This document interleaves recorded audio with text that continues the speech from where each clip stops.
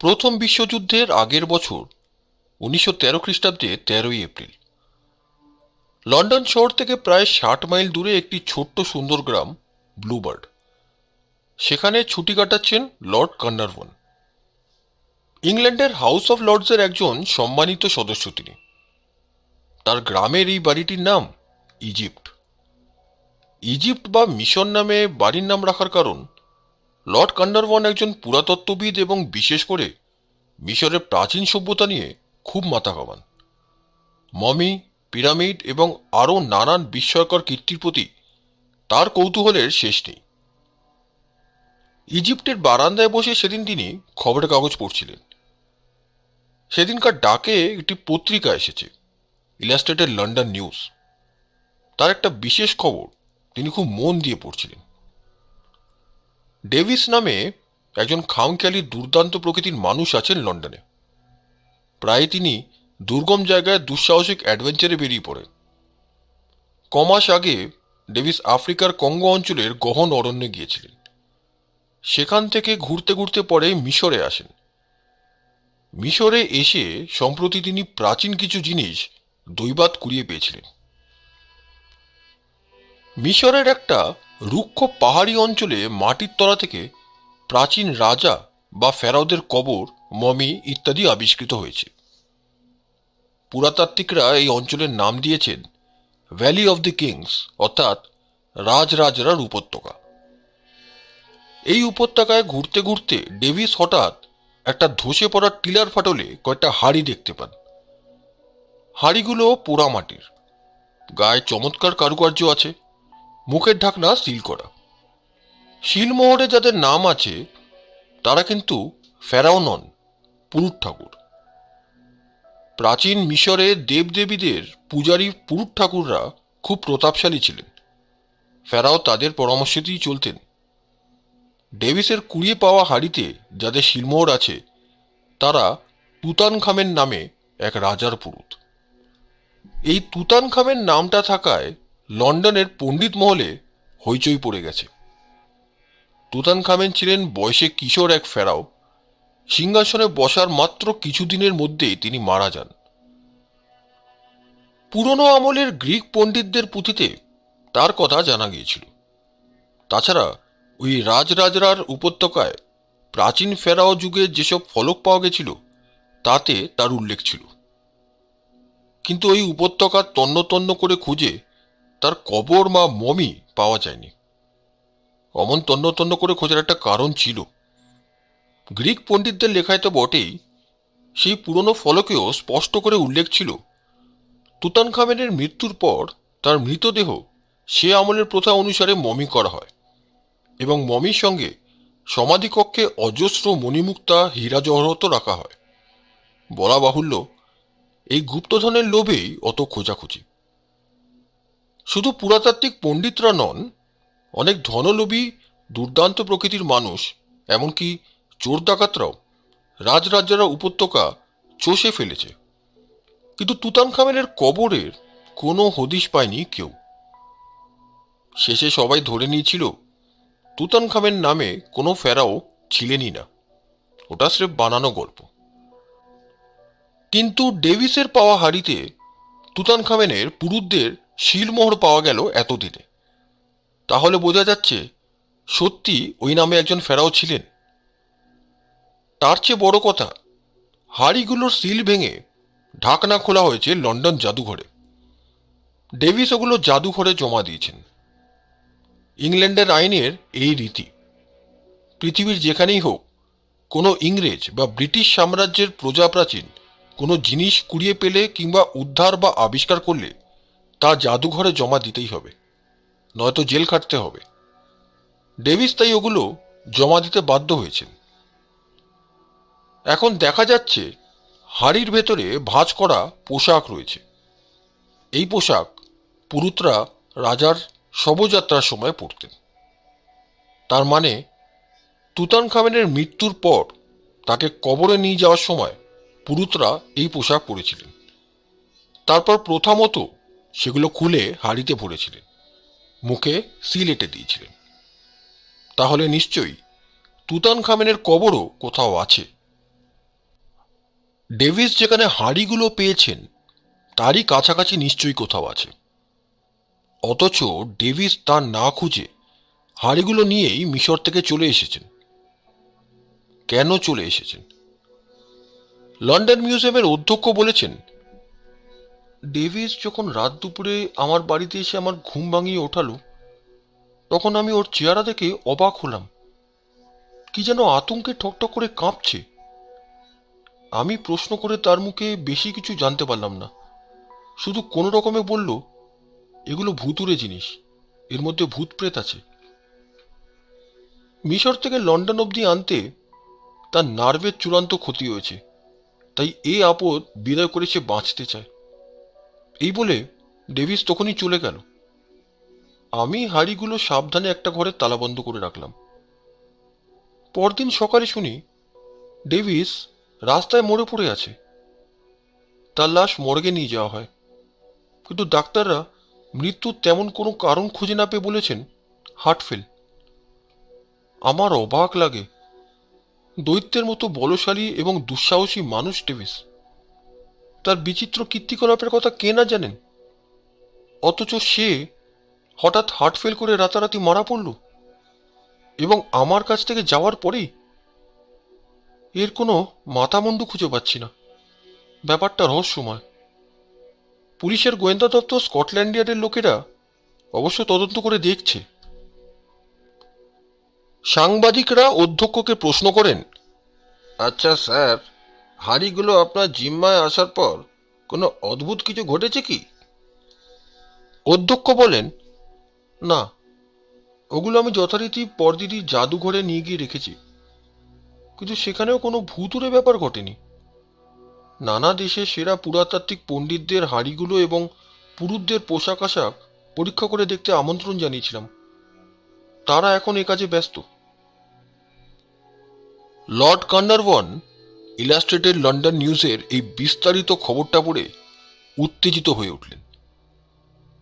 তুতানখামেন সম্পর্কে জানার জন্য তার কৌতূহল অনেক দিনের।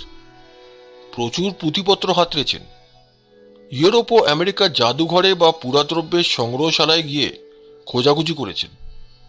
রোমের প্রখ্যাত আর্কাইভে পুরনো পুঁথিশালায় 5 বছর ধরে পুঁথি পড়ে এসেছেন, যদি তুতানখামেনের কবরের কোনো খোঁজখবর পান, কিন্তু পাননি। এতদিন ডেভিস যদি বা একটা ক্ষীণ সূত্র পেল, সে অতর্কিত মারা পড়ল।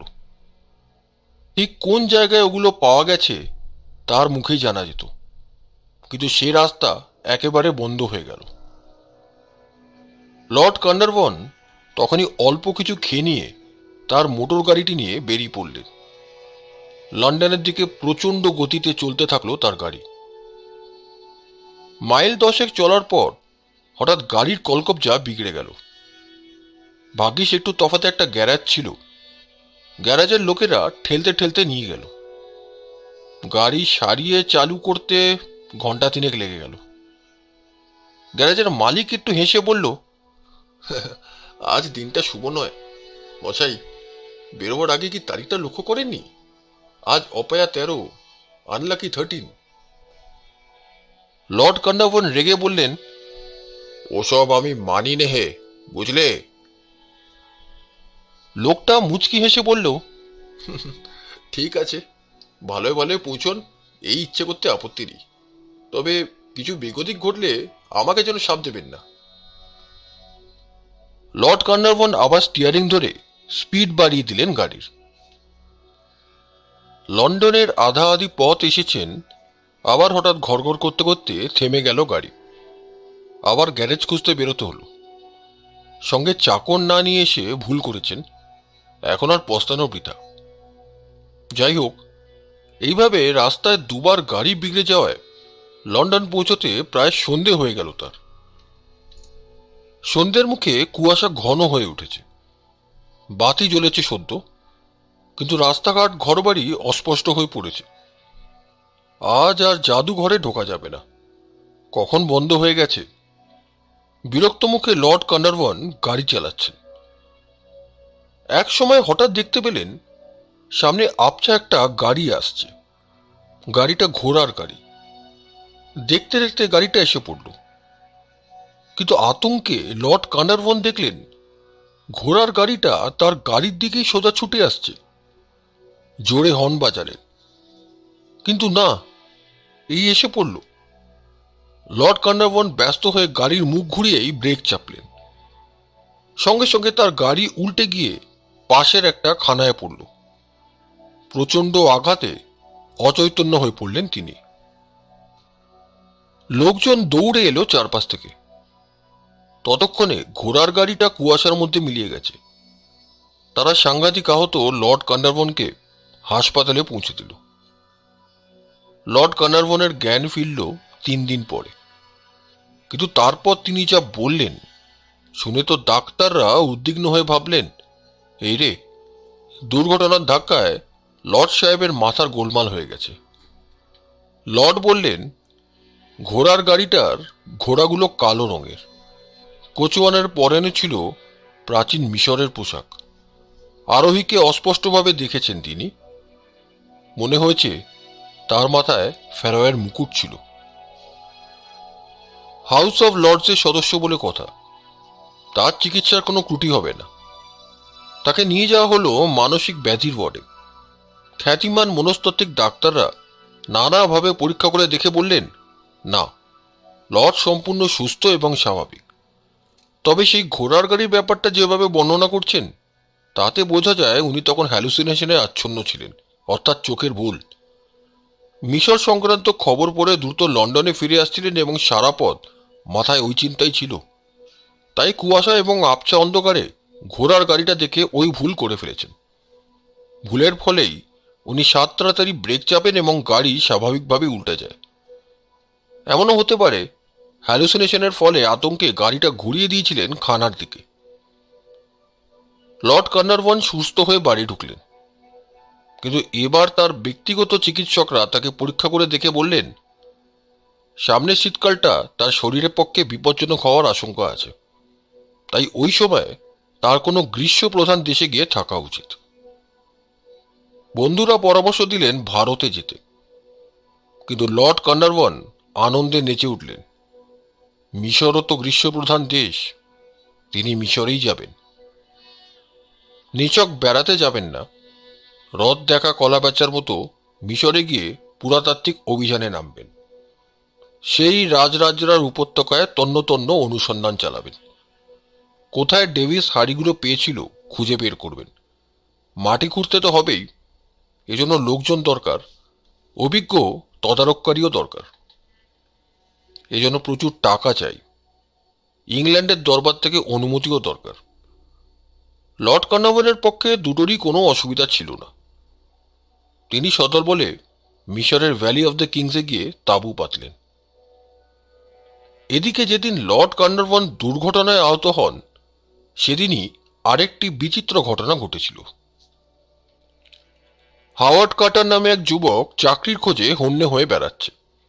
লেখাপড়া মোটামুটি করেছে, কিন্তু তার ঝোঁক ছবি আঁকাতে। বিশেষ করে ড্রয়িংয়ে তার হাত বেশ পাকা। তখনকার দিনে কলকারখানার ব্যাপারে ড্রয়িং জানা লোকের দরকার হতো, এখনো হয়। কিন্তু নিছক ড্রয়িংয়ে হাত থাকলেই তো চাকরি পাওয়া যায় না। ইঞ্জিনিয়ারিং বা কারিগরি বিদ্যাও পেটে থাকা চাই। কার্টারের সেসব কিছু ছিল না। 1913 সালের 13ই এপ্রিল কার্টার মনমরা হয়ে বসে আছে ভিক্টোরিয়া পার্কে একটা গাছের তলায়। হতাশায় সে ভেঙে পড়েছে। মনে মনে সংকল্প করছে আত্মহত্যা করে বেকার জীবনের যন্ত্রণা থেকে নিষ্কৃতি খুঁজে নেবে। সে জায়গাটা একেবারে নির্জন। একসময় সে তৈরি হয়ে উঠে দাঁড়ায়। গাছের ডালে মাফলার বেঁধে ফাঁস বানাবে এবং ঝুলে পড়বে। গাছে চড়তে যাচ্ছে, হঠাৎ কে পেছন থেকে হো হো করে হেসে উঠল। কাটা চমকে উঠল। ঘুরে দেখল একটা পাগলাটে চেয়ারের বুড়ো ভিখিরি গোছের লোক কখন এসে দাঁড়িয়েছে পেছনে এবং তার দিকে তাকিয়ে হাসছে। কাটার ক্ষোভে ও রাগে বলে উঠল, দাঁত বের করে আর কি আছে এতে? বুড়ো বলল, আছে বই কি, আলবত আছে। এই তাজা বয়সে এমন মরার শখ দেখলে হাসি পাওয়ারই কথা। কাটার একটু অবাক হয়ে বলল, মরতে যাচ্ছি কে বলল তোমাকে? দেখেই বোঝা যায়। বুড়ো এসে কাটারের কাঁধে হাত রেখে বলল, শোনো বাছা, তোমাকে একটা ভালো খবর দিই। যে জন্য মরতে যাচ্ছ তার একটা সুব্যবস্থা হয়ে যাবে। তুমি এক্ষুনি চলে যাও লন্ডন মিউজিয়ামের অধ্যক্ষ মশাইয়ের কাছে। গিয়ে বলো বেননেস আমাকে পাঠিয়েছেন।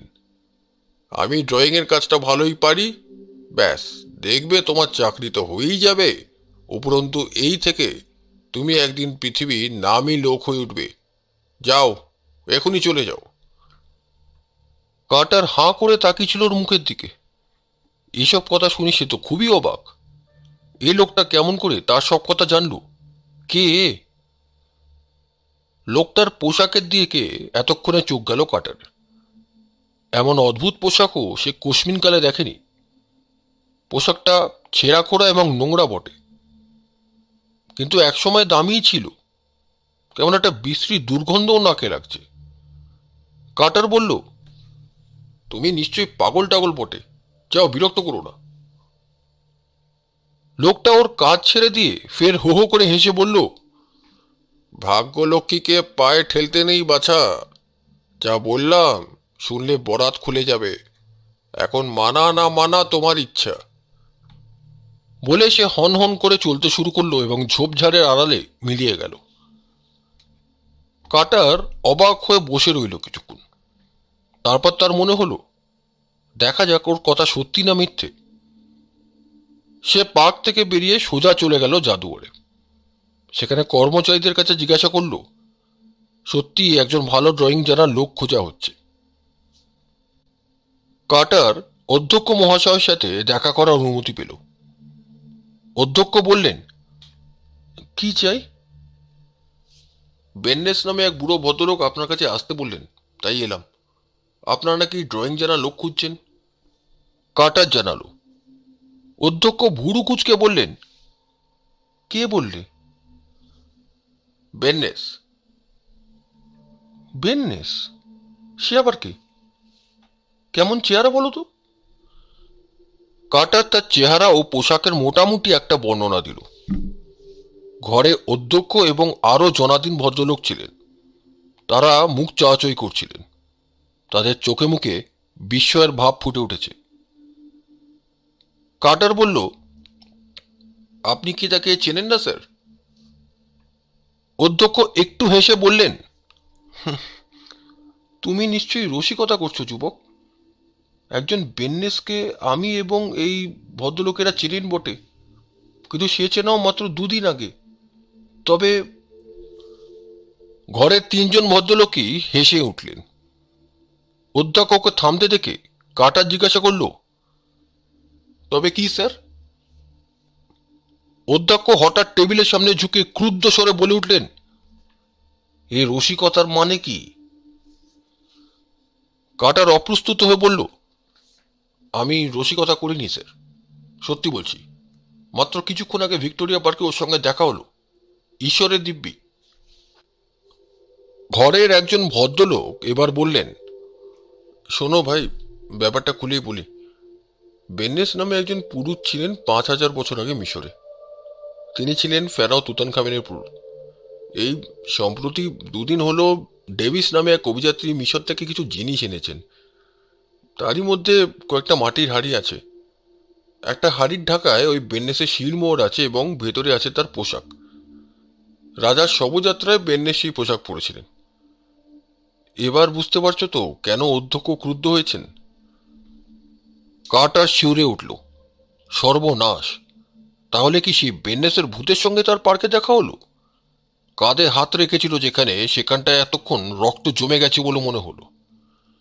এরপর অতি কষ্টে এবং কাঁপতে কাঁপতে সে বলল, দয়া করে আমাকে বেনেসের পোশাকটা একবার দেখাবেন। পোশাক পাশেই একটা টেবিলে রাখা ছিল। ওরা তিনজনেই পুরাতাত্ত্বিক। পরীক্ষা করছিলেন এতক্ষণ সেগুলো। কার্টারকে পোশাক দেখিয়ে দিতেই কার্টার অস্ফুট চিৎকার করে অজ্ঞান হয়ে গেল। সমসাময়িক পত্রপত্রিকা ও বইয়ের বিবরণে দেখা যায়, কার্টারকে লন্ডন জাদুঘর কর্তৃপক্ষ শেষ পর্যন্ত ড্রয়িংয়ের কাজে নিযুক্ত করেছিলেন। তার কাজটা ছিল এই মিশরের ভ্যালি অব দি কিংসে পাওয়া অজস্র ফলকের চিত্রলিপি পুরাতাত্ত্বিকরা পেন্সিল স্কেচে নকল করতেন আর কাটার তাতে কালি বুলিয়ে স্পষ্ট করত। তারপর সেগুলো বিভিন্ন দেশের পণ্ডিতদের কাছে পাঠোদ্ধারের জন্য পাঠানো হতো। কাটারের মনে মিশরের প্রাচীন সভ্যতা সম্পর্কে ক্রমশ তীব্র কৌতূহল জেগে উঠেছিল। তখন সে জাদুঘরে বসেই পড়াশোনায় মন দিল। 1914 সালে প্রথম বিশ্বযুদ্ধ শুরু হলো, যা চলল 1918 সাল পর্যন্ত। সেই ডামাডোলের মধ্যে 1917 সাল পর্যন্ত 4 বছর ধরে ড্রয়িং বিশারদ কাটার মেতে রইল পুরনো বই নিয়ে। প্রাচীন মিশর তাকে পেয়ে বসেছিল। বিশেষ করে পুরুত বেন্নেসের সেই আবির্ভাব কাটারকে রহস্যের গোলক ধাঁধায় ঘুরিয়ে মারছিল। 1917 সালে কাটার আর স্থির থাকতে পারল না। অধ্যক্ষের সঙ্গে ততদিনে তার একটা স্নেহের সম্পর্ক গড়ে উঠেছে। কাটার বলল, আমি মিশরে গিয়ে তুতানখামেনের কবর খুঁজে বের করব। আমাকে সেখানে যাওয়ার ব্যবস্থা করে দিন। অনেক সাদাসাদির পর অনুমতি পাওয়া গেল। তবে অধ্যক্ষ বললেন, দেখো বাবা, তুমি কিন্তু পুরাতাত্ত্বিক হিসেবে পণ্ডিত সমাজে স্বীকৃত নও, তাই তোমাকে স্বাধীনভাবে কাজ করার অনুমতি দেওয়া যাবে না। বরং অন্য উপায়ে সে ব্যবস্থা করছি। তুমি আমার চিঠি নিয়ে চলে যাও মিশরে। সেখানে লর্ড কার্নারভন 4 বছর ধরে অনুসন্ধান চালাচ্ছেন। তুমি তার সাথে দেখা করো। তার দলে থেকেই তুমি তোমার মতো কাজ করতে পারবে। কার্টার তার চিঠি নিয়ে এলো মিশরে। ভ্যালি অব দ্য কিংসে পাহাড়, মরু ও রুক্ষ অনুর্বন এলাকায় লর্ড কার্নারভনের তাঁবু খুঁজে বের করল। লর্ড খুশি হলেন এই মেধাবী বুদ্ধিমান যুবককে পেয়ে। দ্বিগুণ উদ্দামে তন্ন তন্ন করে খোঁজ শুরু হলো। যেখানে সন্দেহ হয় সেখানেই মাটি খোঁড়া চলতে থাকে, কিন্তু তুতানখামেনের কবরের কোনো পাত্তা পাওয়া যায় না। অথচ কাটারের বিশ্বাস, ভিক্টোরিয়া পার্কে সেই অদ্ভুত রহস্যময় ঘটনার মধ্যে একটা স্পষ্ট ইঙ্গিত আছে। কাটারই একদিন না একদিন তুতানখামেনের কবর আবিষ্কার করতে পারবে। 1922 সাল পর্যন্ত খোঁড়াখুড়ির কাজ চলল, কিন্তু সব নিষ্ফল হলো। লর্ড কার্নারভন এতদিনে ক্লান্ত হয়ে পড়েছেন। 9 বছর ধরে পড়ে আছেন এই উপত্যকায়। অজস্র টাকা কড়ি খরচ হয়ে গেছে। লন্ডনের জাদুঘরের সাহায্যও প্রচুর পেয়েছেন, কিন্তু সবই জলে গেছে। এবার বললেন, থাক, স্বদেশে ফিরে যাই। তুতানখামেনের কবর সম্ভবত আর খুঁজে পাওয়া যাবে না। কার্টার বলল, যদি অনুগ্রহ করে আরেকটা বছর সময় দেন, আমি কথা দিচ্ছি তুতানখামেনের কবর আমি আবিষ্কার করবই। লর্ড কার্নারভন এবার বিরক্ত হয়ে বললেন, তুমি ফেরাওয়ের গুপ্তধনের লোভে পাগল হয়ে উঠেছ দেখছি। না লর্ড, কার্টার মিনতি করে বলল, ধনরত্নের প্রতি একটু লোভ নেই আমার। আমি একথাও দিচ্ছি, যদি তুতানখামেনের গুপ্তধন আবিষ্কার করতে পারি, তার থেকে এক কণাও আমি নেব না। আমাকে বিশ্বাস করুন। লর্ড কার্নারভন শুনলেন না। পরদিনই চলে যাবেন ঠিক করলেন। জিনিসপত্র বাদাবাদি হয়ে গেছে। ভোরে মোটর গাড়ি, খচ্চর, উট আর ঘোড়ার পিঠে সব নিয়ে অনুসন্ধানী দল রওনা দেবে। রাতে কার্টার মনমরা হয়ে ঘুরতে বেরিয়েছে তাঁবু ছেড়ে। জ্যোৎস্না রাত। আনমনে ঘুরতে ঘুরতে কার্টার ফেরাও দ্বিতীয় রামেসেসের কবরের কাছে এসে দাঁড়ালো। জনহীন উপত্যকায় ফিকে জ্যোৎস্না পড়ে আছে। হঠাৎ দেখল একটা অস্পষ্ট মূর্তি রামেসেসের কবরের ধারে দাঁড়িয়ে আছে। কার্টার বলল, কে ওখানে? অমনি নির্জন নিশুতি রাত কাঁপিয়ে একটা অট্টহাসি শোনা গেল। কার্টার চমকে উঠেছিল। কাঁপতে কাঁপতে বলল, কে হাসছ? এমন করে কে হাসছ? কে তুমি? জবাব এলো, আমি তোমার প্রাণদাতা। হাসছি তোমার নির্বুদ্ধিতার জন্য। আমার প্রাণদাতা? তার মানে? ভিক্টোরিয়া পার্কে তোমার সঙ্গে আমার দেখা হয়েছিল, মনে পড়ে না? কাটা শিউরে ওঠে, কথা জ্বলিয়ে যায় মুখে। কোনো রকমে সে বলে, আপনি বেন্নেস? হ্যাঁ, আমি সেই অভিশপ্ত কিশোর ফেরাও তুতানখামেনের প্রধান পুরোহিত বেন্নেস। শোনো কাটার, তুতানখামেনের কিশোর বয়সে দুর্নির্মিত ছিল, তাই তাকে দেবতারা অভিশাপ দিয়েছিলেন। তার আত্মা নরক যন্ত্রণায় হাজার হাজার বছর ধরে কষ্ট পাচ্ছে। তার মুক্তি হতে পারে যদি কোনো জীবিত মানুষ তার নামে আত্মবলি দেয়। আর শোনো, এই পর্যন্ত শুনেই কাটার অজ্ঞান হয়ে গেল। যখন তার জ্ঞান ফিরল তখন সকাল হয়ে গেছে, সূর্য উঠেছে। সে উঠে বসলো। তারপর মনে পড়ল সব কথা। তখনই সেখান থেকে পালাবার জন্য উঠে দাঁড়ালো। লর্ড কান্ডামনের দল হয়তো রওনা দিয়েছে, কিন্তু সে মুহূর্তে তার চোখে পড়ল রামেসিসের কবরের 3-4 হাত দূরে একটা ফাটল দেখা যাচ্ছে, এবং ফাটলের তলায় শক্ত পাথরে একটা ধাপ। ধাপে একটা মাছের রেখাচিত্র। রেখাচিত্রের মধ্যে একটা সংকেত আছে। সেই সংকেত চিহ্ন ডেভিসের পাওয়া হাড়ির গায়ে ছিল। তাহলে কি? দেখা মাত্র কাটা ছুটে চলল তাঁবুর দিকে। তখন তাঁবু গুটানো হয়ে গেছে। লর্ড সাহেব ব্যস্ত হয়ে কাটারকে খুঁজছেন। তার জন্যই রওনা দিতে দেরি হয়েছে। কাটার হাঁপাতে হাঁপাতে বলল, পাওয়া গেছে, তুতানখামেনের কবরের খোঁজ পাওয়া গেছে। ফেরাও রামেসিসের কবরে সেই ফাটলে একটা ধাপ থেকে নিচের দিকে চলে গেছে 16টা ধাপ। শেষ ধাপের সামনে দেখা গেল একটা দরজা। এই সেই তুতানখামেনের সমাধিকক্ষ। যুগ যুগ ধরে এই সমাধিকক্ষের গুপ্তধনের কিংবদন্তি প্রচলিত। তুতানখামেনের মৃত্যুর পর নাকি প্রাসাদের সমস্ত ধনরত্ন মণিমাণিক্য তার মমির সঙ্গে এখানে এনে রাখা হয়েছিল। কেন? এর জবাবও পাওয়া যায় একটি ফলকে। দেবতাদের অভিশাপে কিশোর রাজা তুতানখামেন মারা যান। তাই পুরোহিতরা বিধান দিয়েছিলেন রাজার প্রাসাদের সব ধনরত্নেও অভিশাপের ছোঁয়া লেগেছে। ওই ধন যে ব্যবহার করবে তারই অভিশাপ লাগবে এবং সাংঘাতিক রোগের কবলে পড়ে অল্প সময়ের মধ্যেই মারা যাবে। এতদিনে সেই অভিশপ্ত রাজার মমি ও ধনরত্নের কিংবদন্তি সত্য প্রমাণিত হতে চলেছে। লর্ড কান্ডারবন এবং কাটার তো বটেই। দলের প্রতিটি মানুষ আগ্রহে উত্তেজনায় অস্থির হয়ে দরজার দিকে তাকিয়ে আছে। অবশেষে দরজা কিভাবে খোলা যায় পরীক্ষা করছিল কাটার। হঠাৎ সে চমকে উঠে বলল, লর্ড, এই দরজা মনে হচ্ছে কোনো এক সময় ভাঙা হয়েছিল যেন। লর্ড কান্ডারবন বিস্মিত হয়ে বললেন, সে কি? হ্যাঁ লর্ড, এই দেখুন, দরজার শিলমোড়গুলো দুভাগ হয়ে আছে এবং কে সেই ভাঙা জায়গাটা আবার জোড়া দেওয়ার চেষ্টা করেছে। তাছাড়া কপাটের জোরের দিকটা লক্ষ্য করুন, চির খেয়ে আছে জায়গা। লর্ড কান্ডারবন পরীক্ষা করে দেখে বললেন, তাই মনে হচ্ছে কাটার, কিন্তু তাই যদি হয় তাহলে ভেতরে নিশ্চয়ই আর এক তিল সোনাদানা তো নেই, এমনকি মমিটা আছে কিনা তাও সন্দেহ।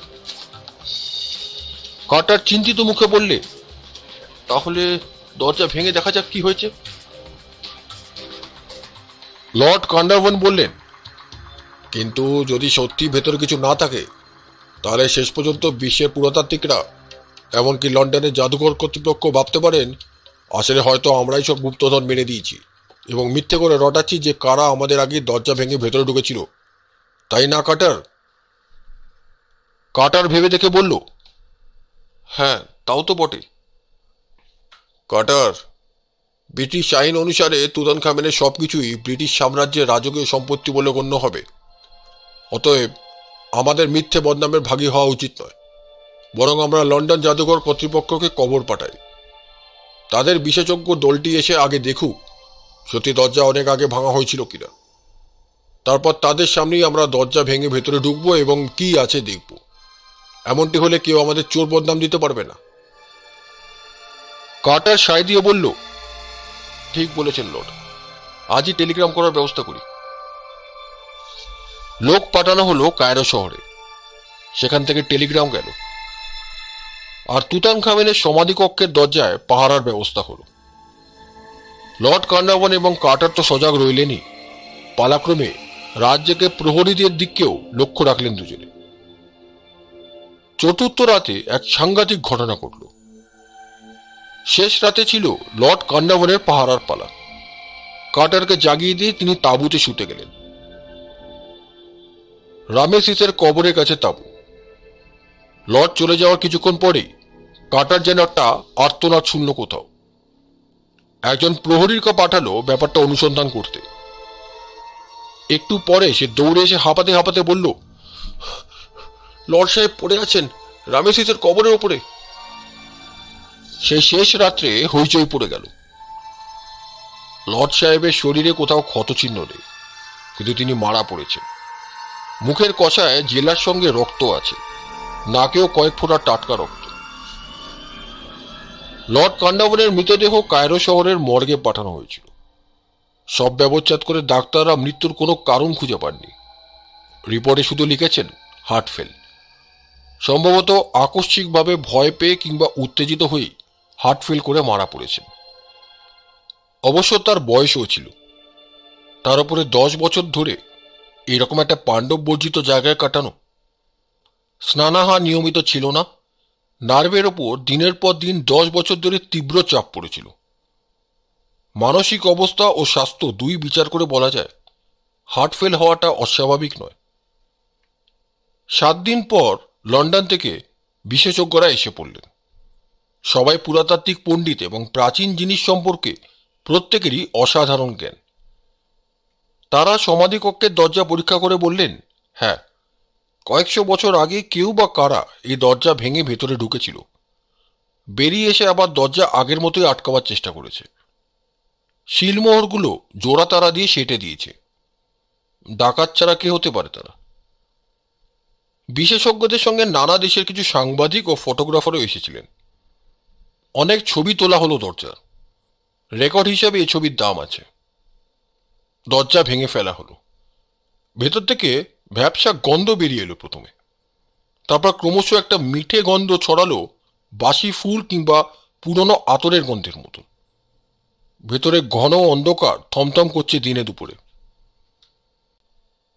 পেট্রোম্যাক্স বাতি জেলে বিশেষজ্ঞরা ভেতরে ঢুকলেন। তারপর হতবাক হয়ে দাঁড়িয়ে রইলেন। ঘরের মেঝে ছড়িয়ে রয়েছে কিছু ডালা ভাঙা বাক্স প্যাটরা, সিন্দুক এবং মেঝের ওপর বহুমূল্য প্রাচীন কাপড় চোপড় আর কিংবদন্তি খ্যাত সেই সোনা হীরা মণিমুক্ত। তাছাড়া রয়েছে রত্নখচিত অজস্র দেবতার মূর্তি, কারুকার্যময় পাত্র, প্রচুর ছবিও। প্রথম ছবিটি তুলল ইলাস্ট্রেটেড লন্ডন নিউজ পত্রিকার ফটোগ্রাফার। সেই ছবি কদিন পরে ওই পত্রিকায় ছাপা হয়েছিল। আজও তা বিভিন্ন বইপত্রে দেখতে পাওয়া যায়। বিস্ময়ের ঘোর কাটলে বিশেষজ্ঞরা পরীক্ষা করে বললেন, ডাকাতরা সব ধনরত্ন নিয়ে পালাবার মুখে হঠাৎ কোনো কারণে সব ফেলে পালিয়ে গেছে এবং বাইরের দরজাটাও আটকে দিতে বাধ্য হয়েছে। এমনকি ভাঙা শিলমোড়ও জোড়া দিয়েছে তারা। কিন্তু প্রশ্ন হচ্ছে কেন? কেন তারা এমন করে সব ফেলে পালালো? কার্টার বলল, আমার ধারণা ওরা সম্ভবত প্রচণ্ড ভয় পেয়েছিল। একজন বিশেষজ্ঞ বললেন, কিসের ভয়? কার্টার মাথা নেড়ে বলল, জানি না, কিন্তু আমার মনে হচ্ছে আতঙ্ক ছাড়া এর কোনো ব্যাখ্যা হতে পারে না। যেন তারা কোনো অশরীরী আত্মার বিভীষিকা দেখে পালিয়ে গেছিল এই ঘর থেকে। এ ঘরে তুতানখামেনের মমি নেই। সামনে একটা ছোট্ট দরজা দেখা যাচ্ছিল। সেই দরজাটা কিন্তু অক্ষত। তার জোরে তুতানখামেনের সাংগীতিক চিহ্ন আঁকা শিলমোহর। ভাঙা হলো সেটা। ভেতরে ঘুপছি একটা ঘর। ঘরের মধ্যিখানে কফিন দেখা গেল। কফিনের ভেতরে তুতানখামেনের মমি। অভিশপ্ত বালক রাজা ঘুমিয়ে আছেন অনন্ত ঘুমে। কফিনের ঢাকনাটা সোনার পাতে তৈরি। সে বাজারে তার দাম হিসাব করা হয়েছিল 50,000 পাউন্ড। টাকার হিসেবে সে যুগেই লক্ষাধিক টাকা। এই দ্বিতীয় ঘরেও পোড়া মাটির পাত্রে অজস্র মণিমুক্ত ভরা। শিলমোহর ভেঙে সব গুণের তালিকা তৈরি হলো। দুই ঘরে যে ধনরত্ন পাওয়া গেল, কার্টার তার একটা মোটামুটি তালিকা তৈরি করেছিল। এখনো সেই তালিকা আছে লন্ডন জাদুঘরে। কিন্তু তালিকার ধনরত্ন, সে কথা পরে বলছি। তুতানখামেনের মমি এবং গুপ্তধনের আবিষ্কারের খবর ছড়িয়ে পড়ল সারা বিশ্বে। ব্রিটিশ সেনাবাহিনী পাঠানো হলো রাজরাজরার উপত্যকায় পাহারা দিতে। গুপ্তধন নিয়ে যাওয়া হবে লন্ডনে। কিন্তু সেসব কাণ্ডের আগে ঘটল বিচিত্র সব ঘটনা। বিশেষজ্ঞদের মধ্যে পরস্পর তীব্র কলহ বেঁধে গেল। কি নিয়ে কলহ আজ আর জানার কোনো উপায় নেই, যদিও অনুমান করতে অসুবিধা হয় না কিছু। পরস্পরের মধ্যে কলহের পরিণামে কেউ কেউ খুনও হয়ে গেলেন। কাটারকেও মেরে ফেলার ভয় দেখিয়ে উড়ো চিঠি আসছিল। তাঁবুর মধ্যে সেই সব চিঠি এনে কে ফেলে রেখে যেত। কাটার শেষ পর্যন্ত ভয় পেয়ে লন্ডনে পালিয়ে গেল। একটা ব্যাপার আজ করা যায়, গুপ্তধনের লোভেই যেন এসব কাণ্ড হচ্ছিল। কিন্তু এই পর্যন্ত একটা কারণ আমরা আজ করতে পারি, পরের ঘটনাগুলোর ক্ষেত্রে তা পারি না। বিশেষজ্ঞদের মধ্যে খুনোখুনির পর যারা বেঁচেছিলেন যে যার দেশে ফিরে যান, তারপর অদ্ভুত রোগে ভুগে অল্প সময়ে মারা পড়েন। সমকালীন সংবাদপত্রে লেখা আছে রহস্যময় মৃত্যু। আর কাটার, এক সকালে তাকেও বিছানার মৃত পাওয়া যায়। মৃত্যুর কারণ অজ্ঞাত, শুধু বলা হয় হার্ট ফেল। তার পাশে ডাক্তাররা লিখে রেখেছেন সম্ভবত ভয় পেয়ে কিংবা আকস্মিক উত্তেজনায়। কিন্তু তার চেয়েও বিচিত্র ব্যাপার, লন্ডনে শেষ পর্যন্ত তুতানখামেনের গুপ্তধন বলে যে ধনরত্ন নিয়ে যাওয়া হয়, কাটারের বেসরকারি তালিকা অনুসারে তা মাত্র 10%। বাকি 90% কোথায় গেল তার কোনো পাত্তা আজও মেলেনি।